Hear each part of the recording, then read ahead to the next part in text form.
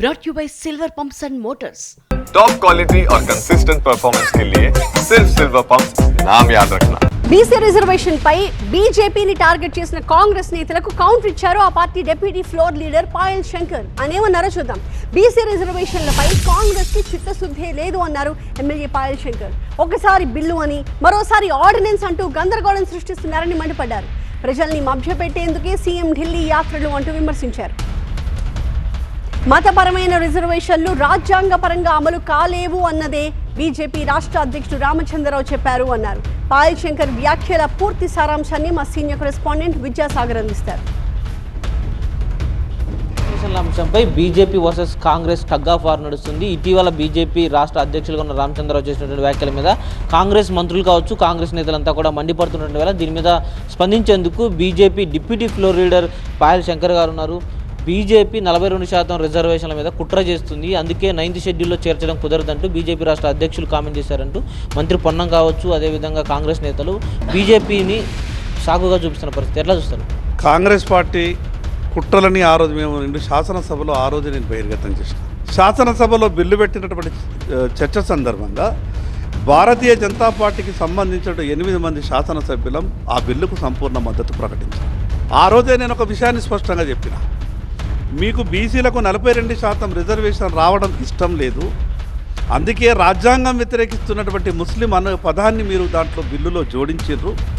ఆ ముస్లిం అనే పదాన్ని బిల్లులో నుండి మీరు తొలగించండి, అప్పుడే మీకు ఉన్నటువంటి చిత్తశుద్ధి ఏందనేది నిరూపితమవుతుందంటే ముఖ్యమంత్రి గారు రిప్లై మాట దాటవేసారు, సంబంధిత శాఖ మంత్రి కూడా ప్రస్తావన దాటారు. రాజ్యాంగం వ్యతిరేకిస్తున్న ముస్లిం అనే పదాన్ని, మతపరమైన రిజర్వేషన్ని మీరు దాంట్లో పొందుపరిచినారు, బీసీలకు అన్యాయం చేసే ప్రయత్నం చేస్తున్నారు అని చెప్పినాం. ఈరోజు వాళ్ళు మాట్లాడుతున్నటువంటి మాటల్లో అర్థమవుతా ఉన్నది. ఒక పక్క షెడ్యూల్ 9లో చేర్చమని మాట్లాడతారు, మరోపక్క ఈరోజు ఆర్డినెన్స్ విషయంలో గందరగోళంగా మాట్లాడతారు. న్యాయ నిపుణులతో చర్చించేటటువంటి పరిస్థితి లేదు. అందుకే మేము కాంగ్రెస్ పార్టీకి చెప్పదలుచుకున్నాం, మీ చేతగాని తనాన్ని కాంగ్రెస్ పార్టీ ఈరోజు భారతీయ జనతా పార్టీని బదనాం చేసే ప్రయత్నం చేస్తే దాన్ని ప్రజలు ఎట్టి పరిస్థితుల్లో నమ్మరు. సీఎం, డిప్యూటీ సీఎం మంత్రులంతా కూడా ఢిల్లీ వెళ్తున్నారు, వారంతా కూడా బీసీ రిజర్వేషన్లు కట్టుబడి ఉన్నారు. డెఫినెట్గా కేంద్రాన్ని ఒప్పిస్తాము, 9th షెడ్యూల్లో చేర్పిస్తాం, ఆ దిశగా బీజేపీ ఎంపీలు కావచ్చు, రాష్ట్ర బీజేపీ కావచ్చు సహకారం అందించాలని చెప్తున్నారు. ఈ ఢిల్లీ పర్యటన ఎలా చూస్తారు? అసలు కాంగ్రెస్ పార్టీ ఒక గందరగోళం నుంచి బయటకు రావాలి. ఒక పక్క వాళ్ళ నాయకుడు దేశమంతా తిరిగి తెలంగాణ రాష్ట్రం బీసీలకు రోల్ మోడల్గా తయారైంది, 42% తెలంగాణ రాష్ట్రంలో అమలు చేస్తున్నాం, ఒకసారి చూడండి అని మిగతా రాష్ట్రాలలో చెప్తాడు.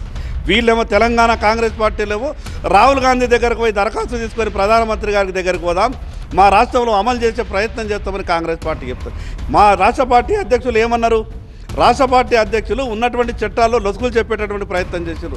ఈ రాష్ట్ర శాసనసభకు ఉన్నటువంటి అధికారాలను ఎందుకు ఉపయోగిస్తలేరు? సెక్షన్ 285ని ఎందుకు సవరించేటటువంటి ప్రయత్నం చేస్తలేరు? ఈ రాష్ట్ర శాసనసభకు ఉన్నటువంటి అధికారాలను ఉపయోగించి ఇక్కడ ఉన్నటువంటి అవకాశాలను విడిచిపెట్టి న్యాయ నిపుణులతో చర్చించకుండా కాంగ్రెస్ పార్టీ ఈ రకంగా బీజేపీని బదనాం చేసేటటువంటి కుట్ర చేస్తున్నది. ఇది రాష్ట్ర ప్రజలందరికీ తెలిసిపోయింది.